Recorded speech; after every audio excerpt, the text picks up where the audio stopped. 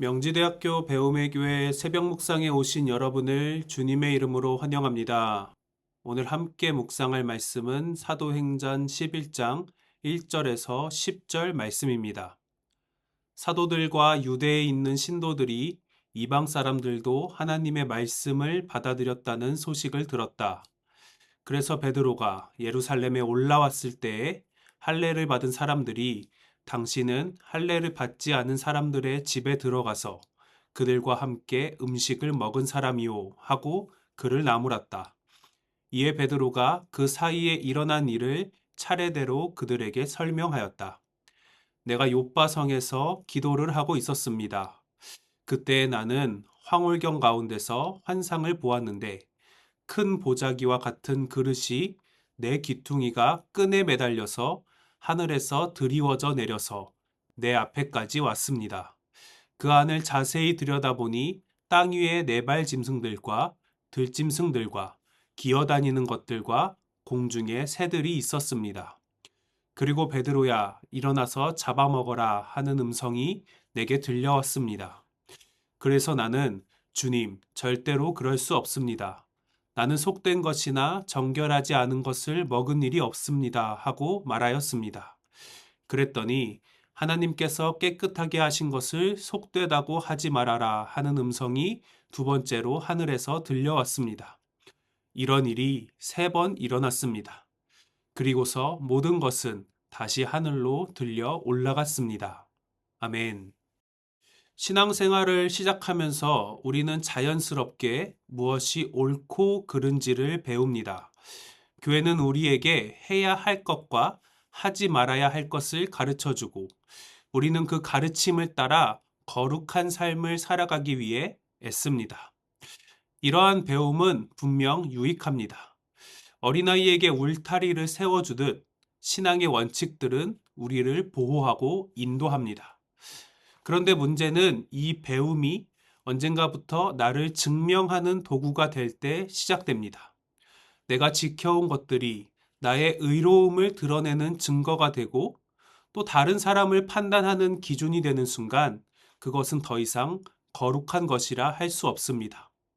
율법주의라는 또 다른 이름의 속박이 될 뿐입니다. 베드로는 평생 율법을 지켜온 경건한 유대인이었습니다. 그는 부정한 음식을 입에 대지 않았고 이방인과의 교제도 피했습니다. 그것이 하나님의 백성으로 살아가는 방법이라고 배웠기 때문입니다. 그런 그에게 하나님은 낯선 환경을 보여주십니다. 하늘에서 내려온 보자기에는 율법에서 금지한 부정한 짐승들이 가득했고 하나님은 그것을 잡아먹으라고 명령하십니다. 그리고 베드로는 그럴 수 없다고 답합니다. 이것은 불순종이 아니었습니다. 오히려 신앙적 양심에 따른 대답이었습니다. 그는 속되고 깨끗하지 않은 것을 먹지 않으려고 노력해왔습니다. 자신이 배운 원칙에 어긋나는 것처럼 보였기 때문에 거절했던 것입니다. 그러나 하나님은 하나님이 깨끗하게 하신 것을 내가 속되다 하지 말라고 말씀하십니다. 이 음성은 무려 3번이나 반복되었습니다.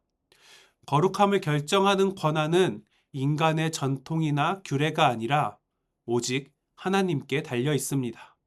하나님이 깨끗하다 하시면 깨끗한 것입니다. 이 환상이 고넬료라는 이방인과의 만남으로 이어지자 예루살렘 교회의 지도자들은 베드로를 비난했습니다. 그들에게 베드로의 행동은 용납될 수 없는 일이었습니다. 유대 전통과 율법의 공식대로라면 베드로는 잘못을 저질렀습니다.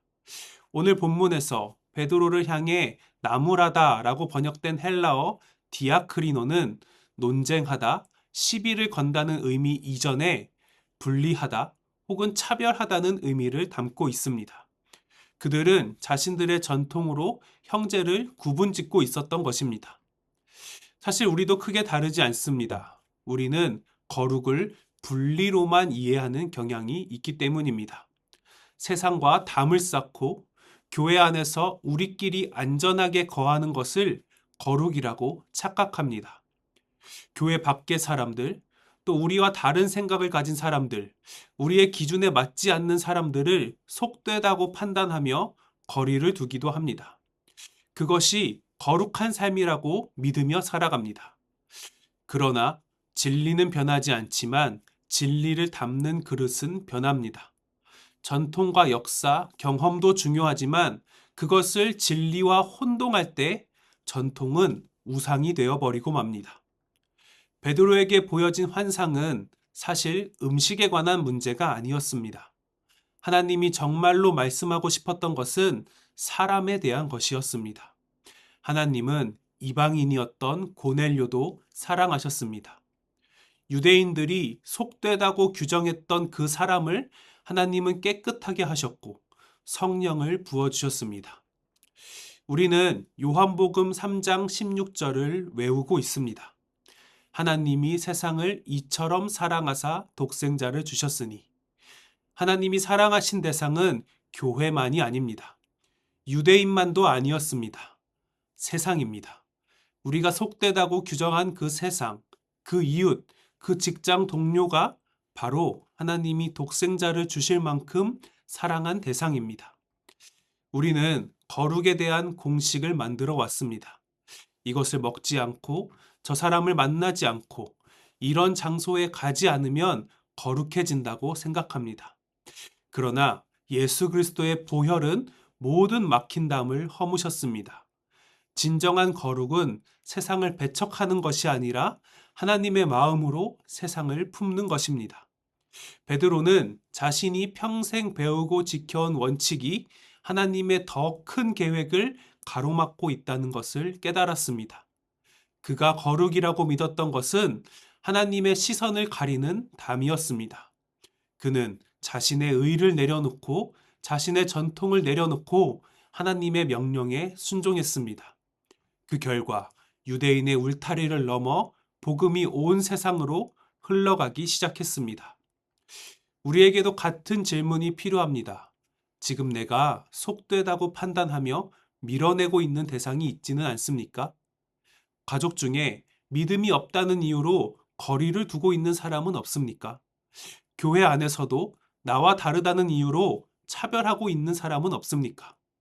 혹은 직장에서 만나는 동료들을 세상 사람이라며 선을 긋고 있지는 않습니까? 하나님은 우리보다 훨씬 크십니다. 우리가 배워온 신앙의 습관들이 완전한 정답이 아닙니다. 그것들은 하나님을 만나기 위한 통로였을 뿐 그 자체로 진리가 아닙니다. 하나님은 우리의 좁은 생각을 뛰어넘어 일하는 분이십니다. 우리가 그어놓은 선 밖에서도 하나님은 놀라운 일을 행하고 계십니다. 베드로에게 있어 그 환상은 불편했을 것입니다. 평생 지켜온 원칙을 내려놓는 것이 결코 쉬운 일이 아니었을 것입니다.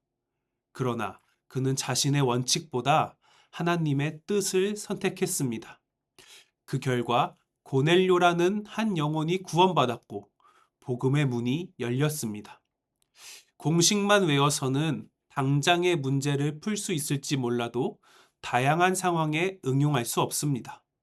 그러나 원리를 안다면 어떠한 상황에서도 문제 없습니다. 물론 공식만 외우는 것이 쉽고 빠릅니다.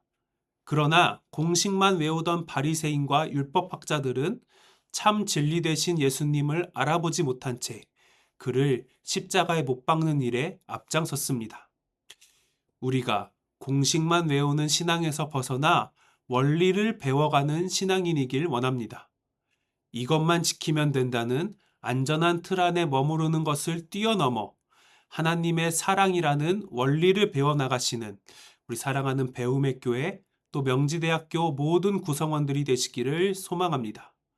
말씀을 기억하며 함께 기도하겠습니다. 사랑의 하나님, 오늘 말씀을 통해 우리의 굳어진 시선을 돌아봅니다. 때로는 익숙한 전통과 배움이 나의 의가 되고 또 이웃을 정죄하는 도구가 되었음을 고백합니다. 주님, 베드로의 편견을 깨뜨리셨듯 우리 안에 쌓아올린 율법의 담을 허물어 주옵소서. 하나님께서 깨끗하게 하신 이웃과 세상을 내 기준대로 판단하지 않게 하시고 주님의 극률하심으로 그들을 품고 사랑하는 성도들이 되게 하옵소서. 우리가 공식을 외우는 신앙을 넘어서서 십자가의 사랑이라는 참된 원리를 삶의 자리에서 실천하는 자들이 되게 하여 주옵소서. 이 모든 것 막힌 담을 허무시는 예수 그리스도의 이름으로 기도드립니다. 아멘.